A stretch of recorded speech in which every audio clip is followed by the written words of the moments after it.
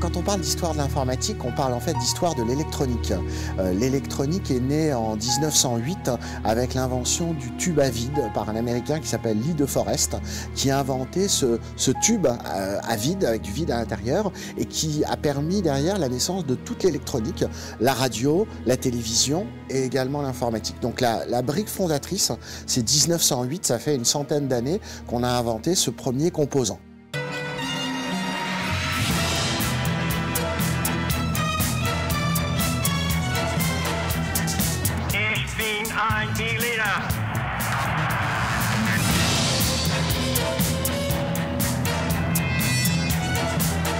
It is complete independence that we want.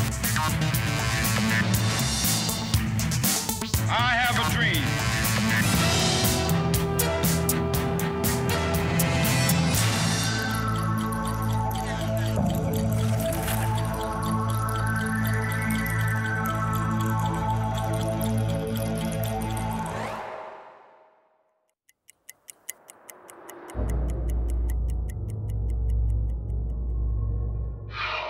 Pendant longtemps, la circulation de l'information entre les hommes est restée limitée par les capacités de transport humaines et animales.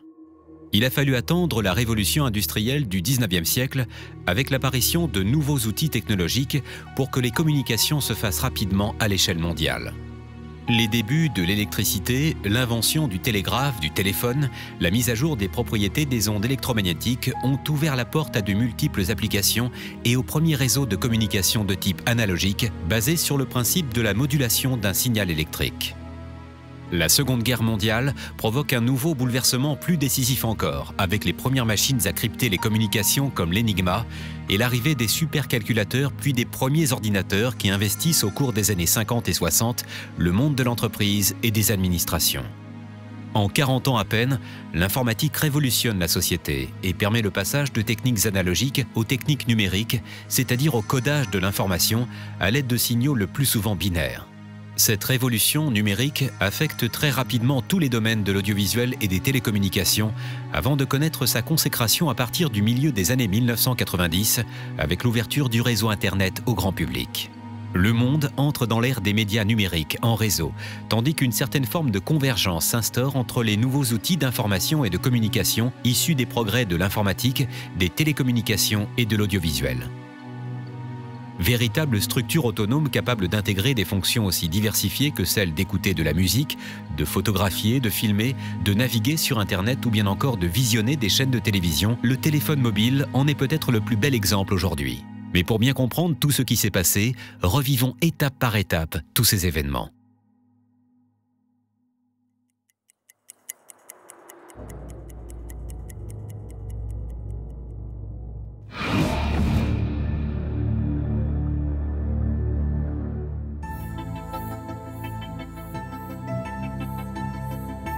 Le système mondial informatique contemporain est l'héritier direct de différentes initiatives prises au cours du second conflit mondial afin de répondre à des demandes émanant le plus souvent des milieux militaires. L'ingénieur et mathématicien britannique Alan Turing est le premier à concevoir, dès la fin des années 30, une machine universelle capable de transformer les démonstrations de la logique mathématique en des opérations mécaniques grâce à la formalisation de la notion d'algorithme.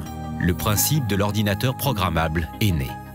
Pendant la guerre, Turing est placé à la tête de l'équipe de la Government Code and Cipher School, GC&CS, installée à Bletchley Park au nord de Londres et chargée de casser les codes de la machine de chiffrement allemande Enigma.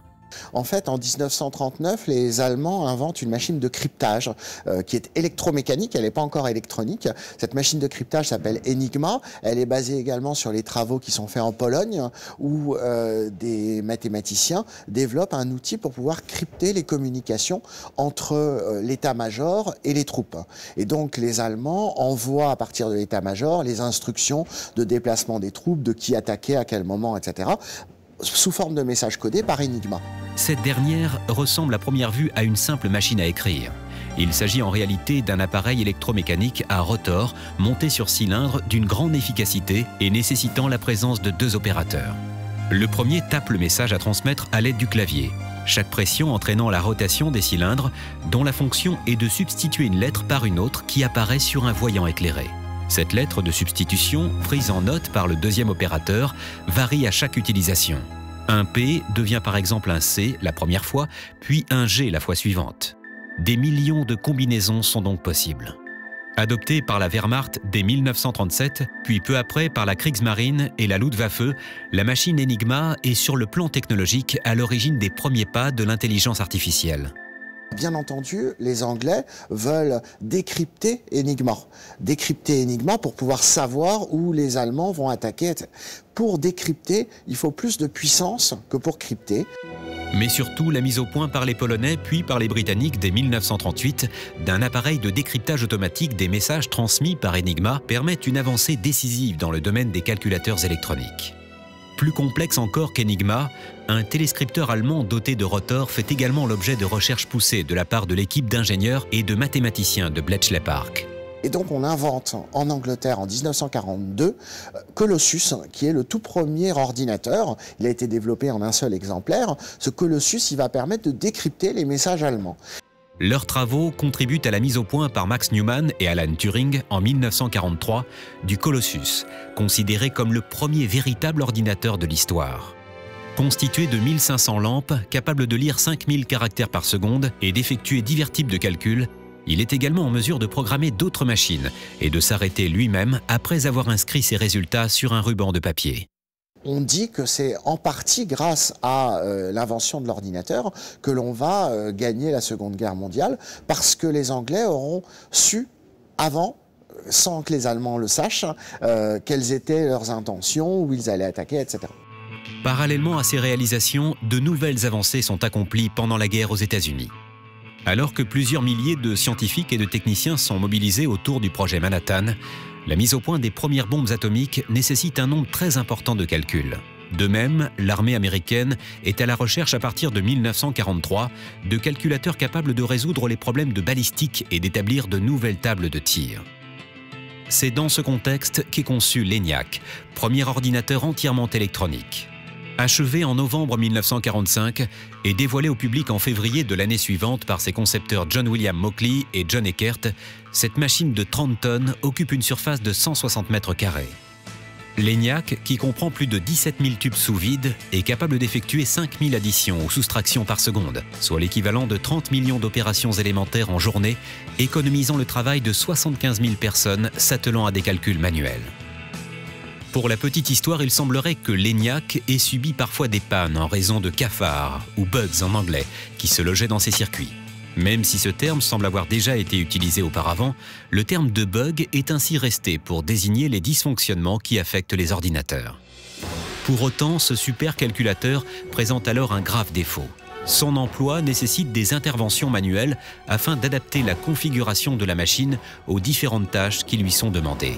C'est un autre scientifique, ancien membre du projet Manhattan, le mathématicien américain John von Neumann, qui va conférer à l'ENIAC des améliorations décisives, et notamment la doter d'un programme enregistré pour donner naissance à l'EDVAC.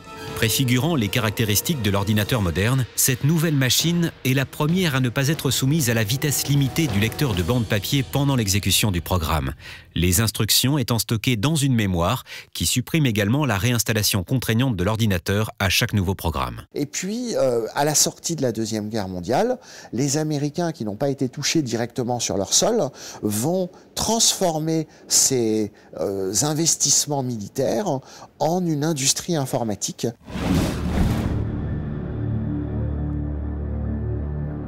L'informatique investit désormais le champ des grandes entreprises, des collectivités territoriales et des administrations.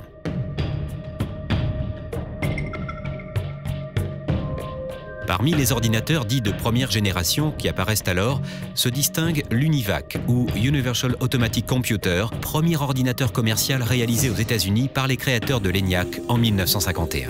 3 ans plus tard, la firme américaine IBM lance son modèle 650, premier ordinateur fabriqué en série et vendu à plus de 1000 exemplaires. Les utilisateurs de cette informatique sont des grandes entreprises, compagnies d'assurance, sociétés de transport, la SNCF, l'EDF, etc.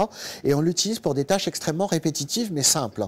On va faire du quittancement d'assurance, c'est-à-dire éditer les quittances d'assurance, on va faire de la paye, calculer les bulletins de paye, des petites choses comme ça, relativement simples. Donc l'idée, c'est qu'on va avoir un ordinateur, il va être partagé partagé à l'intérieur de l'entreprise et on va l'utiliser pour des tâches simples. On ne fait pas du calcul complexe, pas d'audio, pas de vidéo, mais extrêmement répétitives, et c'est là où l'ordinateur devient un instrument de productivité, puisqu'on va pouvoir enchaîner, par exemple, l'impression des factures. Ça va être beaucoup plus pratique que quand on a la secrétaire qui tape à la machine les factures. Et donc c'est à ça que vont être utilisés les premiers ordinateurs. La filiale française de l'entreprise invente par ailleurs en 1956 le mot d'ordinateur, qui passe rapidement dans le langage courant.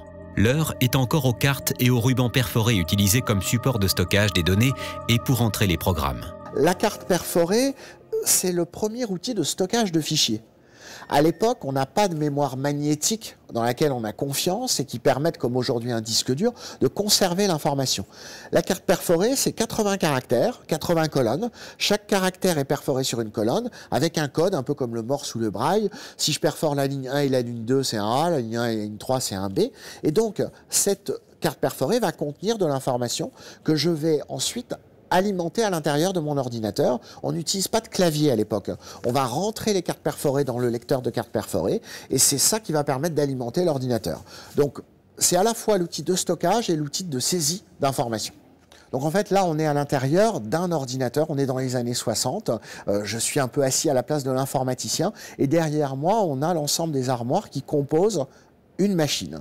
Chaque armoire correspond à un composant qu'on retrouve encore aujourd'hui à l'intérieur de notre ordinateur, sauf qu'aujourd'hui, chaque armoire correspond à une puce de la taille d'un ongle, et chacune des armoires correspond à une fonction. On a dans l'ordre le lecteur de cartes perforées qui permet de rentrer les informations à l'intérieur de l'ordinateur, l'imprimante qui va permettre de sortir les résultats. Là, on a sur ma droite une armoire mémoire. C'est un peu l'ancêtre de la clé USB, sauf que cette armoire mémoire permet de stocker 32K, 32 kilooctets, donc à peu près 32 000 caractères. Si on fait une comparaison, sur une clé USB de 1 gigaoctet, qui est banale aujourd'hui, on a 32 768 armoires à l'intérieur d'une seule clé USB. Et donc, cette clé USB de 1960 travaille avec l'unité centrale qui est derrière moi. Et puis, de l'autre côté, on va retrouver le contrôleur de disque et puis finalement le disque dur. Un disque dur, à l'époque, c'est 5 mégaoctets, ce qui est une capacité énorme pour l'époque, mais 5 mégaoctets, c'est à peu près ce qu'on consomme aujourd'hui en mémoire quand on fait une photo avec un bel appareil photo numérique. La photo prend 5 mégaoctets. L'invention du transistor en 1948 par les laboratoires américains Bell va accélérer le développement des ordinateurs. Se présentant sous la forme d'un circuit très compact qui ne craint pas les chocs, ne chauffe pas et se révèle à la fois durable et économique, le transistor se substitue rapidement au tube à vide et permet l'éclosion des ordinateurs de deuxième génération à la fin des années 50. Ces nouvelles machines sont beaucoup plus faciles à programmer grâce à l'apparition des premiers langages évolués tels que le COBOL et le Fortran. Les besoins en programmes informatiques ne cessent dès lors de croître et de nouveaux métiers font leur apparition. Programmeurs, analystes, ingénieurs système. L'industrie du logiciel émerge peu à peu. Dès 1960, IBM contrôle près de 70% du marché mondial. La troisième génération voit le jour à partir de 1965 et se caractérise par des machines à la fois plus compactes et beaucoup plus puissantes que les modèles des générations précédentes. Elles comprennent des circuits intégrés, des disques magnétiques ainsi qu'un système d'exploitation complet, la série la plus prolifique de l'époque étant celle des IBM 360, tous compatibles entre eux, qui conquièrent la majeure partie du marché à partir de 1964. IBM, dans les années 60, a développé ce fameux ordinateur qui s'appelle le 360, en même temps que des systèmes qui permettaient de stocker des informations et que l'assemblage de ces systèmes de stockage d'informations et de cette capacité de traitement informatique a été une rupture dans l'industrie de l'informatique, puisqu'elle a permis aux entreprises de traiter un certain nombre de volumes d'informations qui leur permettaient d'optimiser leur performance. Au même moment, la compagnie française des machines Bull lance son premier ordinateur multitâche, le Gamma 60. À la fin des années 60, afin de rendre les machines encore plus compactes et de gagner en performance, sont mis au point les circuits intégrés qui permettent de relier en un même bloc des dizaines de composants électroniques et notamment plusieurs transistors. Cette évolution va de pair avec une augmentation de la capacité des mémoires ainsi que de la vitesse d'accès et de la fiabilité, ouvrant la voie à un phénomène dont les conséquences vont s'avérer révolutionnaires, celui des micro-ordinateurs.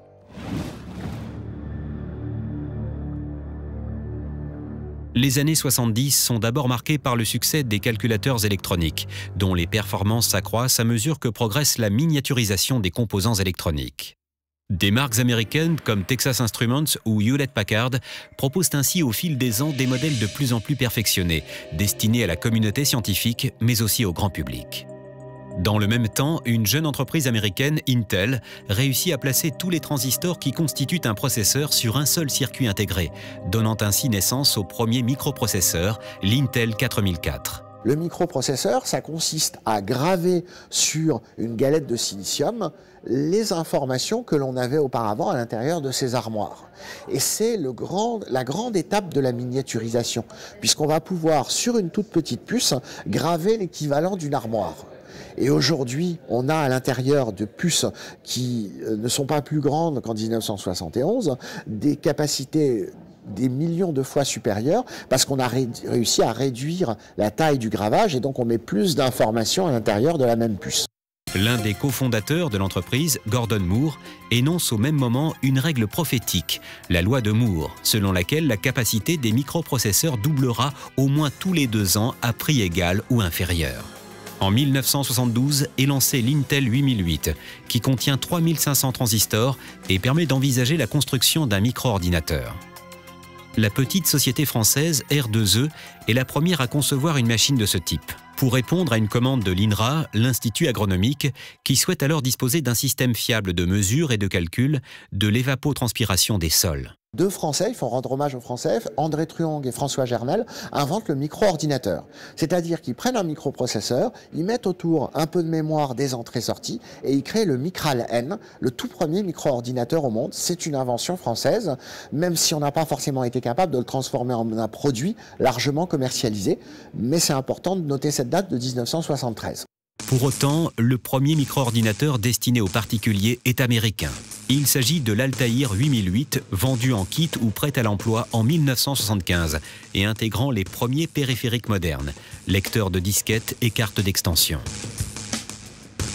L'année suivante, 2 jeunes passionnés d'informatique, Steve Wozniak et Steve Jobs, fabriquent dans un garage californien un micro-ordinateur vendu aux amateurs, l'Apple I, qui est le premier à combiner un clavier, un microprocesseur et une connexion à un moniteur. Cette innovation majeure, confirmée par l'Apple II, sorti en 1977, et premier ordinateur personnel fabriqué à grande échelle, assure la fortune de ses concepteurs et propulse Apple en tête des ventes de la micro-informatique. Si le principe même des ordinateurs centraux de grande dimension destinés aux professionnels reste toujours d'actualité, comme le témoigne le lancement en 1976 du premier superordinateur Cray One, capable d'effectuer 100 millions d'opérations par seconde, la part prise par la micro-informatique ne cesse de progresser. À la fin des années 70, on va voir apparaître les premiers micro-ordinateurs. Je dirais pas grand public parce que pour l'instant, c'est une clientèle d'informaticiens, de passionnés qui vont acheter des machines qui sont relativement chères. On est encore très loin d'un usage grand public. Lorsque vous démarrez la machine, elle ne fait rien. Il faut la programmer. Et donc, il faut connaître les langages de programmation. Il faut parfois même bidouiller des cartes d'extension à l'intérieur. On n'est pas dans un usage grand public. C'est en effet à cette époque que l'informatique sort définitivement des laboratoires de recherche militaire et civile pour pénétrer massivement les entreprises, les administrations et les professions libérales grâce à l'apparition de nouveaux outils que sont les programmes de gestion ou de traitement de texte et les tableurs standardisés. À partir de 1981, on va voir apparaître l'IBM PC, qui est le premier ordinateur à grande diffusion.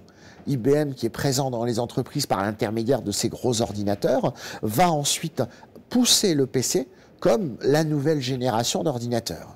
On n'est pas encore dans le grand public parce que l'IBM PC vaut 45 000 francs au moment de sa sortie en France en 1983. Donc extrêmement cher, c'est-à-dire plus cher qu'une voiture neuve. Et donc, dans les entreprises, on va commencer à utiliser cette machine-là pour du traitement de texte, pour du tableur, pour des opérations d'entreprise. Devenu machine de référence grâce à l'arrivée massive d'ordinateurs dits compatibles, le PC bénéficie par ailleurs de l'alliance stratégique passée dès l'origine entre IBM et une jeune entreprise américaine spécialisée dans la réalisation de logiciels, Microsoft. Il fallait absolument développer un système d'exploitation qui permette de faire fonctionner ces micro-ordinateurs qu'on appelait les PC. Il se trouvait que sur le marché aux États-Unis, il y avait un petit génie qui s'appelait Bill Gates, dont j'ai cru comprendre que la famille était assez proche d'IBM à l'époque et à qui on a demandé de développer un système d'exploitation qui s'appelait le DOS. Et puis de ce système d'exploitation, c'est devenu la grande entreprise Microsoft qu'elle est aujourd'hui. Fondée par Bill Gates et Paul Allen, cette dernière impose ainsi peu à peu son système d'exploitation MS-DOS, ainsi que sa suite bureautique autour du logiciel de traitement de texte Word. Si pendant plusieurs années le marché de l'informatique familiale est âprement disputé entre différentes sociétés comme Commodore, Sinclair ou Atari, le PC s'impose peu à peu comme le standard hégémonique. Seul Apple, qui lance en 1984 le Macintosh, machine à l'interface graphique conviviale et originale basée sur l'utilisation de la souris, propose une alternative sérieuse au PC. Si on se rappelle à l'époque comment ça fonctionne, quand j'allume un IBM PC, il me répond c'est 2 points supérieurs. Et puis, il faut que je connaisse les commandes. Pour copier un fichier, je vais faire copie, espace, A, 2 points, étoile, point, étoile, espace, B, 2 points. Donc, il faut connaître tous ces langages-là. Lorsque j'allume mon Macintosh, d'abord, il me dit bonjour. Et puis ensuite, si je veux copier un fichier, je vais prendre le fichier avec la souris et je vais le déplacer quelque part. Donc, on a une véritable révolution de l'informatique orientée utilisateur.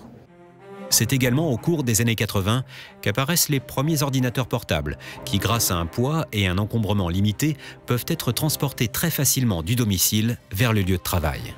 Les années 90 consacrent l'âge de la maturité pour la micro-informatique. Le succès du PC conduit à une certaine forme de normalisation, tandis que la puissance des microprocesseurs ne cesse de progresser, donnant raison aux prédictions de Gordon Moore.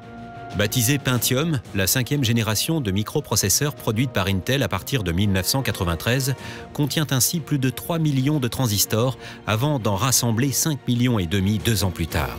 Les systèmes de stockage de données connaissent également une progression fulgurante. La capacité des disques durs atteignant 100 mégaoctets en 1990 contre 1 mégaoctet 10 ans plus tôt. L'heure est aux premiers ordinateurs multimédia, dont le nombre de périphériques ne cesse de s'élargir, qu'il s'agisse du lecteur, puis du graveur de CD-ROM ou du scanner de documents. On peut dire de manière très schématique qu'il y a 2 générations. Avant le microprocesseur, avec les tubes, les relais, les transistors, et l'arrivée du microprocesseur en 1971, génération dans laquelle nous sommes toujours aujourd'hui, les ordinateurs que nous utilisons, comme tous les appareils électroniques, sont à la base de microprocesseurs. Si les premiers dispositifs de transmission par ondes hertziennes apparaissent dès la fin du 19e siècle, ce n'est qu'au cours des années 30 et 40 que la radiodiffusion, premier média de masse en réseau, connaît un développement significatif auprès de toutes les classes sociales, la radio s'imposant peu à peu comme un élément familier de la vie quotidienne. Après 1945, l'usage de la radio évolue et s'individualise grâce à l'apparition du transistor nomade et à la diversification des supports musicaux, qu'il s'agisse des disques micro-sillons, des bandes magnétiques, puis des cassettes audio. L'essor de la télévision est plus tardif, en raison de contraintes techniques et économiques. Elle devient un média de masse aux États-Unis à partir des années 50, tandis que ce n'est qu'au cours des 2 décennies suivantes qu'elle finit par s'imposer en Europe comme un objet central des foyers. La télévision s'installe progressivement avec d'abord une chaîne, un écran noir, enfin noir et blanc, plutôt noir que blanc, et puis des émissions qui rentrent dans le foyer. C'est là où il y a une autre rupture, c'est que finalement, on crée les grandes messes et les grands rendez-vous.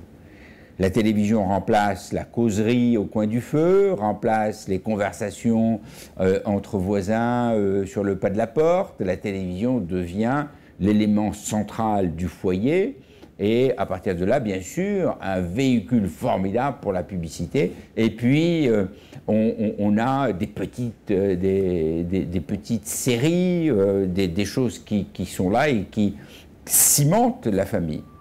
Cette mutation est favorisée par le passage à la télévision en couleur. Les contenus offerts par les chaînes de télévision s'enrichissent grâce à la mise au point de systèmes de transmission rapide par satellite, qui bénéficient des avancées nées de la conquête spatiale et de la mise en orbite des premiers satellites artificiels.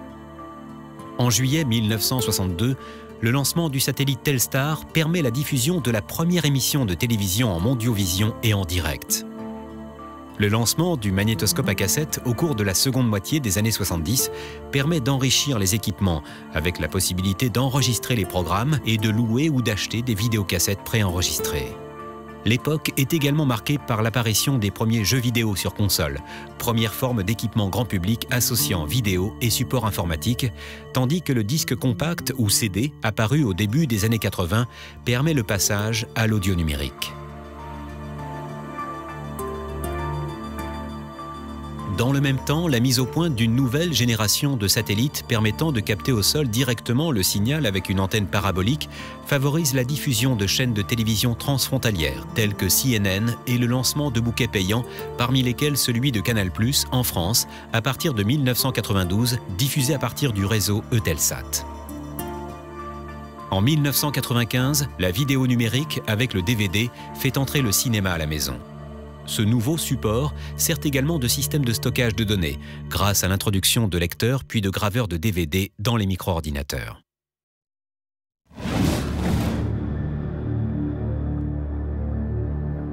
Mis au point au XIXe siècle, le télégraphe électrique demeure pendant longtemps le principal réseau d'échange de messages textuels et d'images fixes, notamment grâce à l'utilisation de terminaux mécaniques tels que le téléx, avant que l'usage du télécopieur ou fax ne se généralise dans les années 70. La nouveauté du facsimilé par rapport au télégraphe, qui lui est inventé dans les années 1830, c'est que le télégraphe permet d'envoyer un message avec des lettres, tandis que le fax reprend des dessins de l'écriture, et donc permet d'envoyer des plans.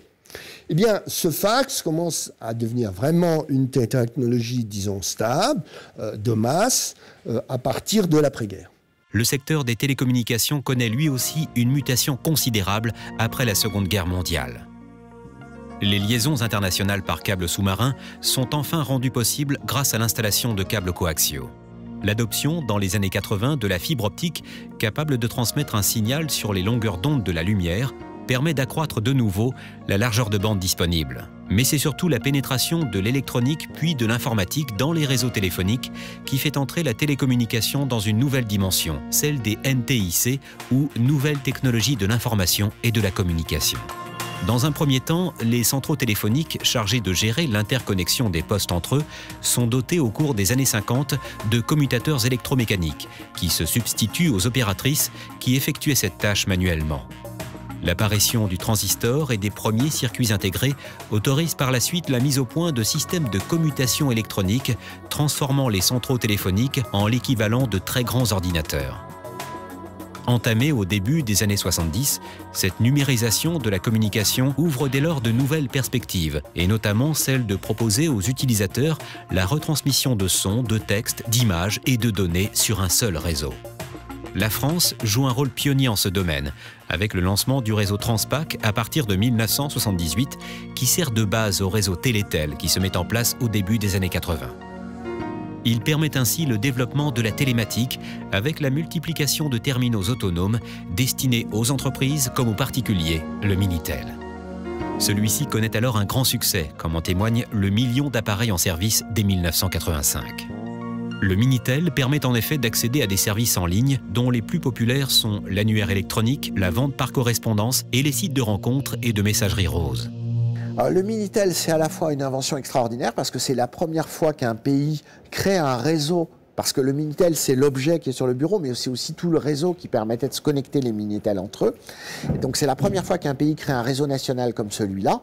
Et puis ensuite, c'est à la fois donc ce succès et un petit peu ce désastre, parce qu'aucun autre pays ne va adopter la même norme. Internet va se développer en parallèle aux États-Unis, et on va perdre entre guillemets la bataille du Minitel, qui va être remplacée par Internet. Consécration de l'avance française dans le domaine de la transmission numérique, la société France Télécom est la première au monde à mettre en service commercial en décembre 1987 un réseau numérique à intégration de services baptisé Numéris. Numéris, c'est l'ancêtre de la DSL. L'ancêtre de la DSL, c'est-à-dire qu'on va commencer à transmettre de l'information numérique sur un réseau téléphonique. Et ça va permettre d'augmenter le débit. Par rapport au modem que l'on avait à l'intérieur du fax, où on pouvait transmettre relativement peu d'informations dans un temps donné, là on va augmenter le débit. Et donc on va pouvoir commencer à s'envoyer des fichiers. Ça va être très utilisé dans le domaine de la presse par exemple. On va envoyer à son imprimeur le fichier du magazine plutôt que d'envoyer un coursier. Donc on va gagner énormément de temps. La technologie qui va remplacer le numéris, c'est la DSL. Désormais, en mettant à la portée de chacun sur une seule prise téléphonique, la possibilité d'avoir accès à un poste téléphonique, un Minitel, un télécopieur et un ordinateur, le rêve d'une possible convergence entre télécommunications, informatique et audiovisuel commence à prendre forme. L'installation des premiers téléphones dans les voitures dans les années 80 voit émerger les débuts de la téléphonie mobile avec la commercialisation d'un premier modèle par la firme Motorola en 1983. Le démarrage du téléphone mobile numérique grâce à l'adoption en Europe puis dans d'autres pays d'une norme commune, la norme GSM, permet dès le début des années 90 une industrialisation de la production et par conséquent une baisse des prix qui va constituer le facteur décisif dans la démocratisation progressive du mobile au sein du grand public.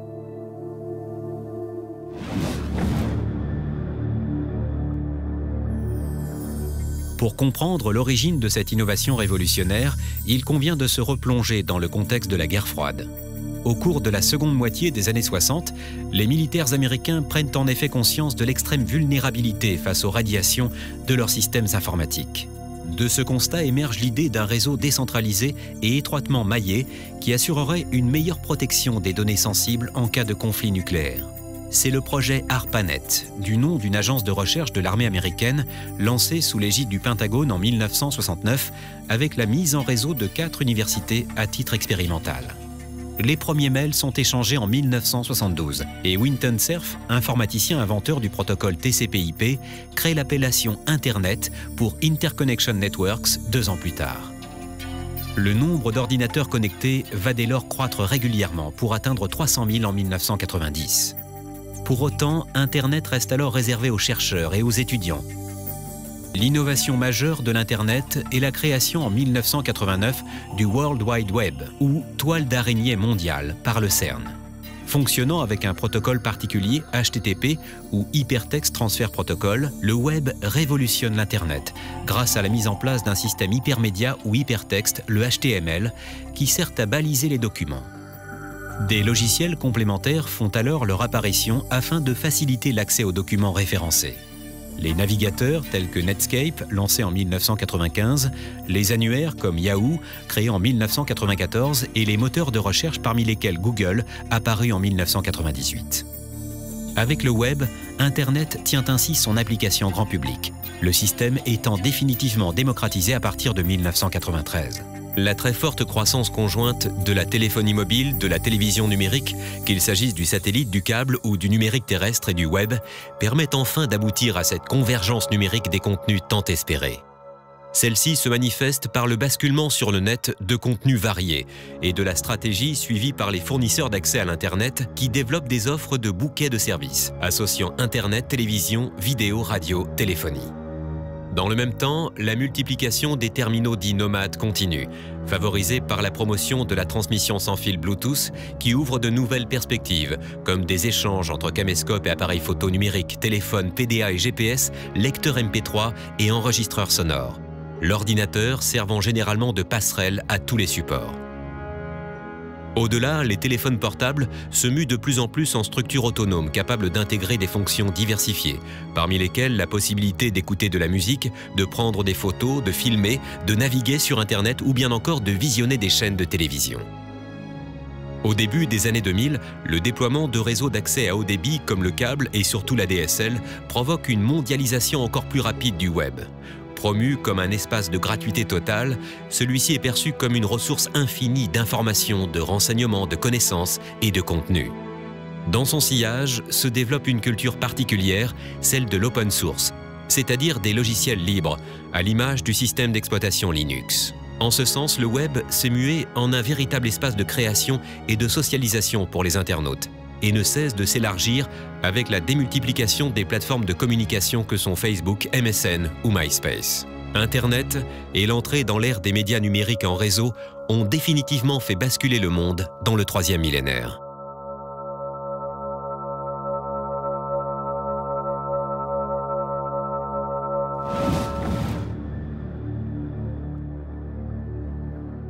Créée le 15 juin 1911, la société Computing Tabulating Recording Company, ou CTR, est rebaptisée International Business Machine Corporation, IBM, le 14 février 1924.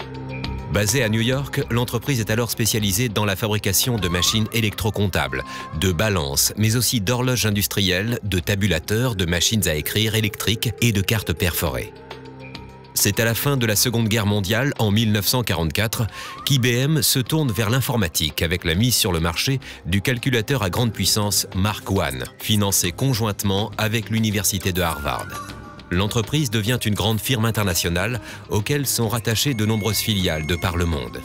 Introduite en 1964, la série des IBM 360 est la première d'une large famille d'ordinateurs à utiliser des logiciels interchangeables et des équipements périphériques. En 1981, une nouvelle ère commence avec la commercialisation de son premier ordinateur individuel, l'IBM PC, qui permet à la marque de pénétrer les foyers, les petites entreprises et les écoles. IBM choisit de se positionner dans le domaine des activités liées au service, mais connaît ses premières pertes au début des années 90. Surnommé Big Blue en raison de son fameux logo, IBM parvient peu à peu à se redresser en orientant ses activités vers les entreprises.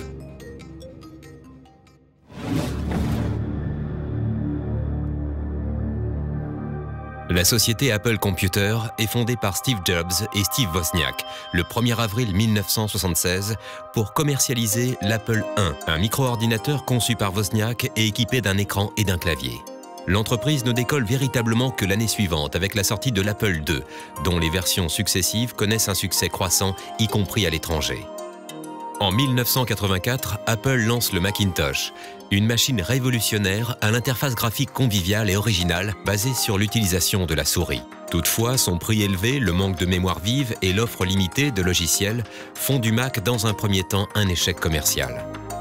Le dirigeant historique Steve Jobs est alors contraint à la démission, tandis que le Macintosh est progressivement amélioré. Entre la fin des années 80 et le début des années 90, le Macintosh fait l'objet de nombreuses évolutions et même d'une version portable. Pour autant, l'essor spectaculaire des compatibles PC sur le marché de la micro-informatique érode toujours un peu plus la place d'Apple, qui tente de reprendre la main avec la sortie en 1994 des premiers Power Mac dotés de processeurs extrêmement puissants. À la fin de l'année 1996, Steve Jobs est rappelé à la tête d'Apple et décide contre toute attente de passer une alliance avec Microsoft, au terme de laquelle des accords de brevets sont conclus et la suite bureautique Office adaptée pour le Mac.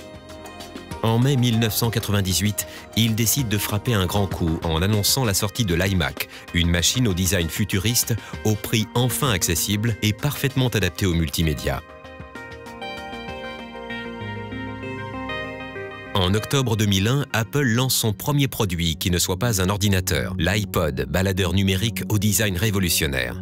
Puis se lance en 2007 dans la commercialisation de l'iPhone qui va faire décoller le marché des smartphones.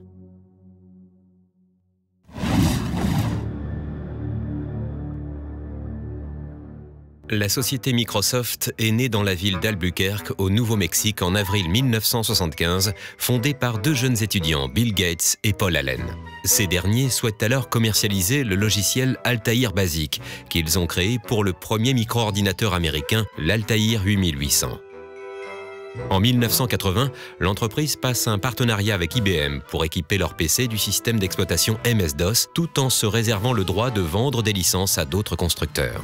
Le rapide développement d'ordinateurs compatibles PC équipés du MS-DOS de Microsoft va dès lors faire la fortune de l'entreprise. Dans le même temps, Microsoft développe une gamme de logiciels bureautiques, Microsoft Office, intégrant traitement de texte, tableur, base de données et utilitaires parfaitement adaptés à son système d'exploitation. Windows 95, lancé à grand renfort de publicité et doté d'une interface remaniée, permet à l'entreprise d'asseoir définitivement son emprise quasi totale sur le marché mondial, au point de lui coûter un procès pour monopole et une grave menace de dissolution de son entreprise. Des accords à l'amiable sont ainsi passés par Bill Gates avec certains de ses concurrents, dont Apple. En 2001, Microsoft lance sa console Xbox, destinée à concurrencer la PlayStation de Sony. Microsoft est aujourd'hui le numéro 1 mondial du marché des logiciels, services et solutions informatiques.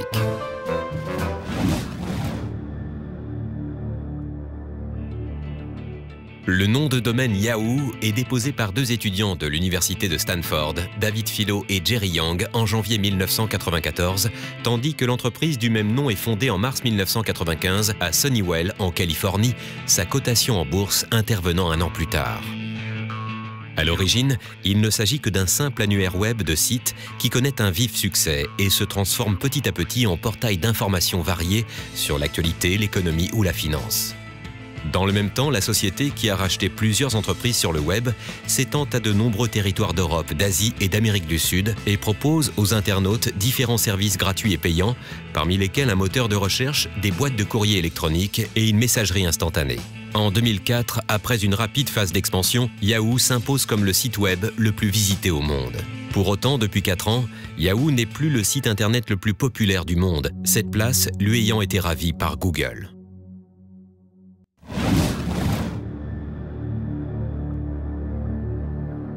C'est en septembre 1997 que deux étudiants de l'université de Stanford aux États-Unis, Larry Page et Sergey Brin, déposent le nom de domaine google.com. Leur objectif est de créer un moteur de recherche beaucoup plus puissant que tous ceux présents jusqu'ici sur le web. Grâce à leur famille et à des amis, les deux étudiants fondent leur entreprise, Google Inc., le 7 septembre 1998, dans la Silicon Valley, en Californie. Leur succès est fulgurant. En août 1999, Google, qui est encore en phase de test, doit déjà gérer 3 millions de requêtes par jour. La société se lance alors dans le rachat de petites sociétés qui lui permettent de se diversifier et de proposer aux internautes de nouveaux services, tels que la création de blogs, un service d'achat en ligne, une messagerie, un site de cartographie par satellite et depuis septembre 2008, un navigateur web gratuit. Google est en 2009 l'une des sociétés de la nouvelle économie parmi les plus florissantes de la bourse de New York, sa valeur avoisinant les 210 milliards de dollars.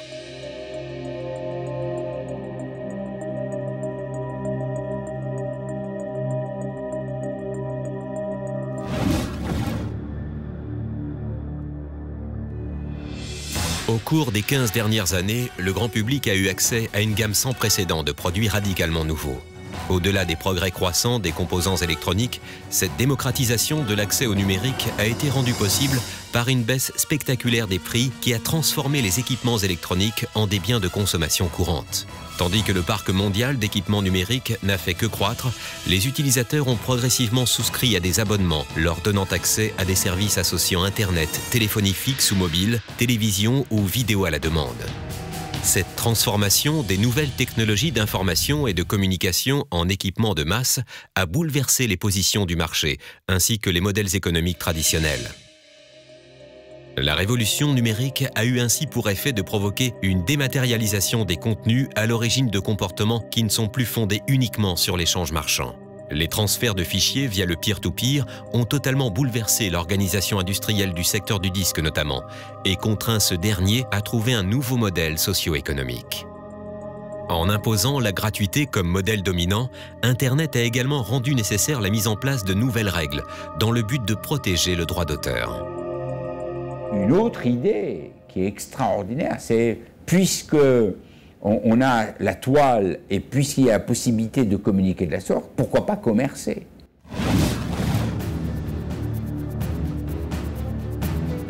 Le développement du réseau Internet a constitué l'un des moteurs les plus puissants de la croissance économique de la fin des années 90 et du début des années 2000.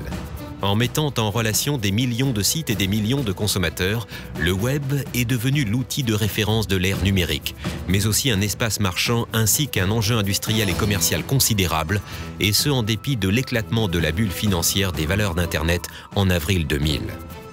Le marché mondial de l'Internet a ainsi généré environ 45 milliards de dollars de recettes en 2007, tandis que le marché mondial de l'économie numérique a franchi en 2008 la barre des 3 000 milliards de chiffre d'affaires, avec un taux de croissance 2 fois supérieur à celui de l'économie globale.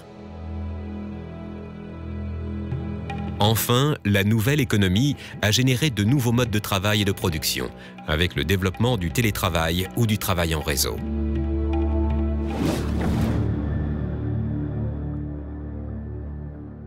Dès l'origine, l'accès aux nouvelles technologies de l'information et de la communication est inégal sur la planète, les pays de l'hémisphère nord assurant les 2/3 des exportations de produits et de services en ce domaine et les pays du sud le tiers restant. cette fracture numérique tend pourtant à se réduire, la Chine et l'Inde s'imposant peu à peu comme des acteurs majeurs de ces nouvelles technologies.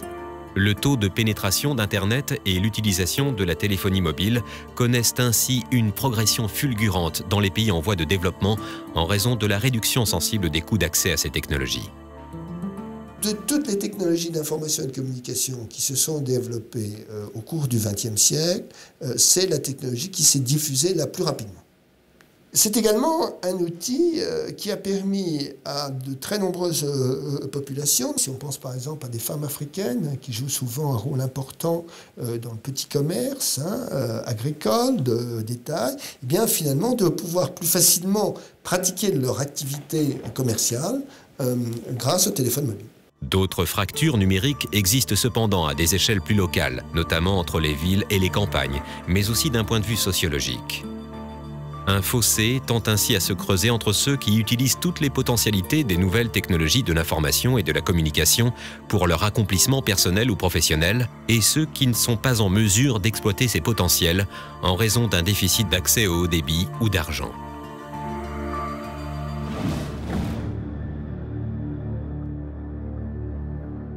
Le vieux rêve d'un village planétaire, d'un monde unifié grâce à un marché planétaire sur fond de valeurs universelles, n'est d'une certaine façon plus très loin. Pour autant, face à ce qui peut apparaître comme un réseau global sous domination américaine, des formes de rejet apparaissent ici et là, et prenant parfois des formes violentes. Si Internet offre un espace de liberté à certaines cultures alternatives, il sert également de puissants relais aux réseaux mafieux et terroristes qui sont passés maîtres dans l'exploitation de ces potentiels. Internet, comme les nouvelles technologies de l'information, sont également devenus les théâtres de nouvelles formes de conflictualité avec le développement du concept de guerre de l'information. Autrefois réglementé, l'accès à l'information s'est démocratisé, permettant l'émergence de divers types de propagande et de menaces immatérielles. Ordinateurs, systèmes de communication, logiciels sont désormais la cible d'attaques, notamment virales.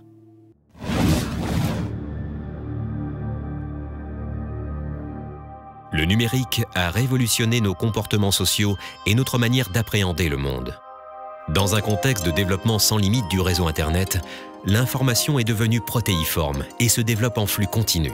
Grâce à de nouveaux espaces informatifs créés, à chaque instant et sur n'importe quel coin du globe, par des tiers ou par lui-même, chaque individu entre en interrelation avec d'autres et permet le développement de forums, blogs, réseaux, communautés virtuelles. On échange des informations, on s'informe, on va chercher l'information dans les blogs, les sites dans lesquels on a le plus confiance, et puis on croit à l'information qui nous est donnée un peu comme un tuyau.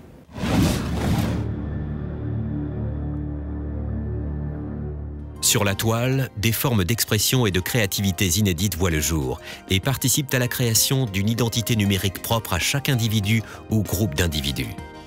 Les technologies de l'information sont désormais partie prenante de toutes les sphères de la société, qu'il s'agisse du champ médiatique, politique, économique ou culturel, et nul ne peut les ignorer.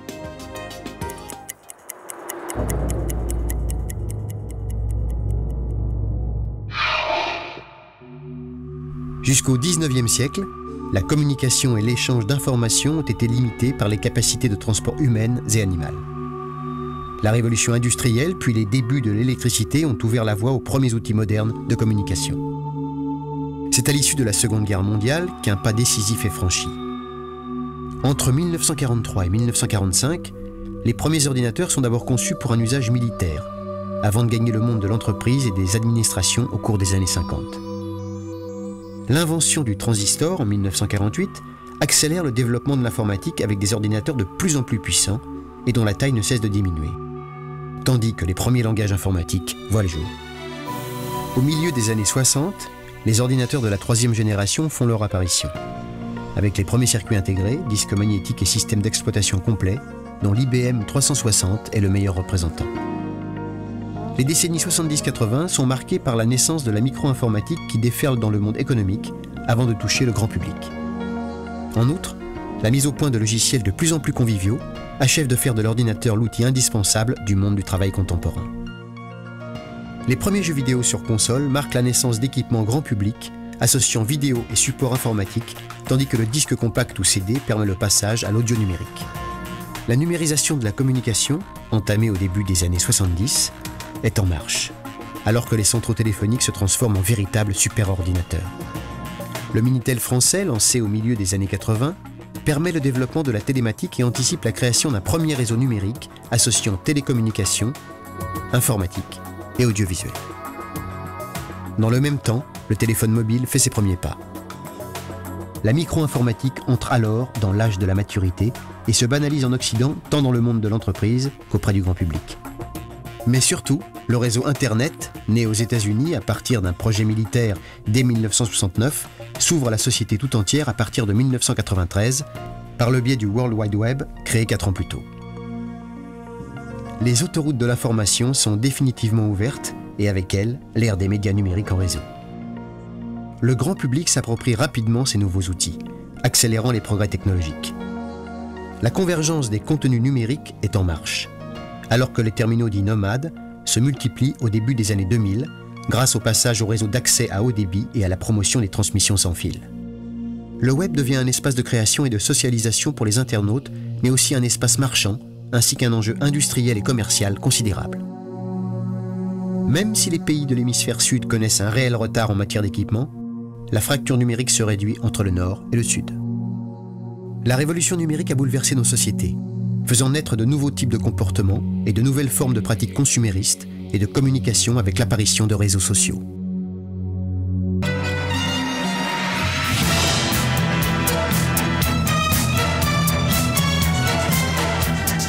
Ich bin ein Berliner.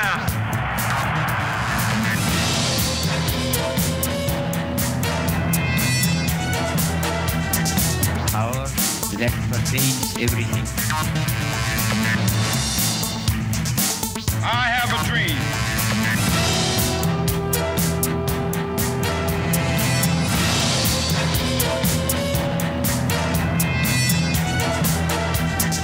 Power that pervades everything.